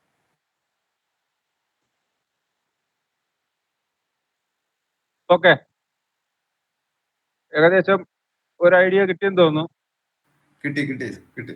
ഇനി എന്തെങ്കിലും സംശയങ്ങൾ, ഞാനിപ്പോ ഇന്ന് പറഞ്ഞു തന്ന കാര്യങ്ങളിൽ എന്തെങ്കിലും സംശയം ഉണ്ടെങ്കിൽ നിങ്ങൾക്ക് വാട്സപ്പ് ഗ്രൂപ്പിൽ ചോദിക്കാം, ഇല്ലെങ്കിൽ എന്നെ പേഴ്സണലായിട്ട് മെസ്സേജ് അയച്ച് ചോദിക്കാം, ഇല്ലെങ്കിൽ അത്യാവശ്യം ആളെ വിളിച്ചാലും കുഴപ്പമില്ല. നമുക്ക് ഞാൻ ക്ലാസ്സിന്റെ സമയം ഒഴിച്ച് ബാക്കി സമയങ്ങളിലൊക്കെ നിങ്ങൾക്ക് വിളിക്കാം. കാര്യം നമ്മള് എല്ലാ ദിവസവും നമുക്ക് ക്ലാസ് ഗോചരഫലത്തിന് പ്രാധാന്യം ഇല്ല എന്നാണോ പറയുന്നത്? ഗോചരഫലത്തിന് ഈ പറഞ്ഞ ചന്ദ്രനെ വെച്ച് പറയുന്നിടത്ത് ഒരു പ്രാധാന്യവും ഇല്ല. ഇപ്പൊ ഞാൻ പറഞ്ഞുതരാം. ചിലർ പറയും 7ര ശനി, കണ്ടക ശനിയൊക്കെ പറയും. ഈ കണ്ടക ശനി പറയുന്നത് ചന്ദ്രൻ നിൽക്കുന്നതിന്റെ 7ലും 4ലും ഒക്കെ വരുമ്പോഴാണ് ഈ 7ര ശനിയും കണ്ടക ശനിയും പറയുന്നത്. അതാ പോലും അവന്റെ ലഗ്നം വെച്ച് കൂടി നോക്കണം. ഇത് ലഗ്നത്തിൽ അവന്റെ ചന്ദ്രൻ പിന്നെ ഈ ലഗ്നമായിട്ട് നോക്കുമ്പോഴത്തേക്ക് ശനിയൊക്കെ ബലവാനായിട്ട് നിൽക്കുന്നത്, അല്ലാണ്ട് ലഗ്നാധിപൻ ആണ് ശനിയെന്ന് വിചാരിക്കുക. അങ്ങനെയുള്ളവരെ സംബന്ധിച്ച് 7ര ശനി ഇല്ല, കണ്ടക ശനി ഒന്നും അവനും ബാധിക്കത്തില്ല. കാരണം അവന്റെ ശനി ബലവാനാണ്. അപ്പൊ അതൊക്കെ അങ്ങനെയൊക്കെയുള്ള ഫലങ്ങൾ പറയുന്നത് അതെല്ലാം അത്ര അതിനകത്ത് 100% ആക്യുറസി ഇല്ല. എന്ന് പറഞ്ഞാൽ കുറെയൊക്കെ കാര്യങ്ങൾ ശരിയായിട്ടും വരില്ലെന്ന് ഞാൻ പറയുന്നില്ല. അതിന് ചന്ദ്രനെ വെച്ച് ചിന്തിക്കേണ്ട കുറെ കാര്യങ്ങൾ ഒരു 10% അല്ലെങ്കിൽ 20% ബലം നമുക്ക് കറക്റ്റായിട്ട് പറയൊക്കെ വരുന്നതായിരിക്കും. ബാക്കി ഭാഗങ്ങളൊന്നും കറക്റ്റ് ആകത്തില്ല. അതിന് നമ്മളെല്ലാം ചെയ്യേണ്ടത് നമ്മൾ പിന്നെ ലഗ്നത്തിനെ ആസ്പദമാക്കിയിട്ട് തന്നെ വേണം നമ്മൾ ഫലങ്ങൾ പറയാൻ. സാറേ, എന്റെ ജീവിതത്തില് ഈ പറഞ്ഞ പോലെ 7ര ശനി, കണ്ടക ശനിക്ക് വന്ന ടൈമില് ഗോചരഫലത്തിന് അത് പറഞ്ഞ പോലെ ഒരു അച്ചട്ടായ ഒരു സംഭവമായിരുന്നു.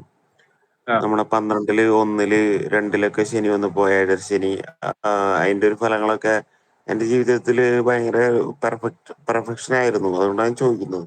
അതൊക്കെ പെർഫെക്ഷൻ ആയേക്കാണ്, ഇല്ലെന്ന് പറയാം. അതിന് കാര്യം എന്താണെന്നറിയാവാ? നിങ്ങളുടെ ജാതകത്തിൽ ശനി ചിലപ്പോൾ ദോഷകാരകനായിട്ട് നിന്നിട്ടുണ്ടാവും. ലഗ്നാൽ തന്നെ ശനി ദോഷകാരകനായിട്ട് നിന്നിട്ടുണ്ടാവും. അഷ്ടമാധിപനോ 6ാം ഭാവാധിപനോ 12ാം ഭാവാധിപനോ ഒക്കെ ആയിട്ട് ശനി വന്നിട്ടുണ്ടാവും. അങ്ങനെയൊക്കെ വരുന്നവരെ സംബന്ധിച്ച് ഈ പറഞ്ഞ രീതിയിലുള്ള ഫലങ്ങൾ കറക്റ്റായിട്ട് വരും. കാര്യം ലഗ്നത്തിൽ തന്നെ അവർക്ക് ദോഷത്തിലാണല്ലോ വന്നിരിക്കുന്നത്. അപ്പൊ അത് വരും. അതാപോലും പിന്നെ ശനി ബലവാനായിട്ട് നിൽക്കുന്നവരെ സംബന്ധിച്ച് അവർക്കൊന്നും വരത്തില്ല. ലഗ്നം പിന്നെ സ്വക്ഷേത്ര ബലവാനായിട്ടും ഉച്ചനായിട്ടും ഒക്കെ ശനി നിന്ന് കഴിഞ്ഞാൽ അതൊന്നും അവരെയൊന്നും അത് ബാധിക്കത്തില്ല.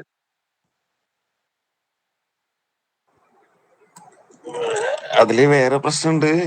എന്റെ ജാതകത്തില് ശനി 11ാം ഭാവത്തിൽ നിൽക്കുന്ന, തുലാം രാശിയിൽ നിൽക്കുന്ന ഒരു ശനിയാണ്. അതില് 7ര ശനി വന്നപ്പോ എനിക്ക് ഭയങ്കര അനുഭവങ്ങളൊക്കെ ഉണ്ടായി. പിന്നെ വീടൊക്കെ കിട്ടി, അങ്ങനെയുള്ള കാര്യങ്ങളൊക്കെ ഉണ്ടായി. അപ്പൊ ശനിയുടെ കാരകത്വത്തിൽ വരുന്ന കാര്യങ്ങളിലൊക്കെ ചിന്തിക്കണം. ഇപ്പൊ ശനി അവിടെ നിങ്ങൾ പറഞ്ഞനുസരിച്ചിട്ടാണ് ഉച്ചനാണ്.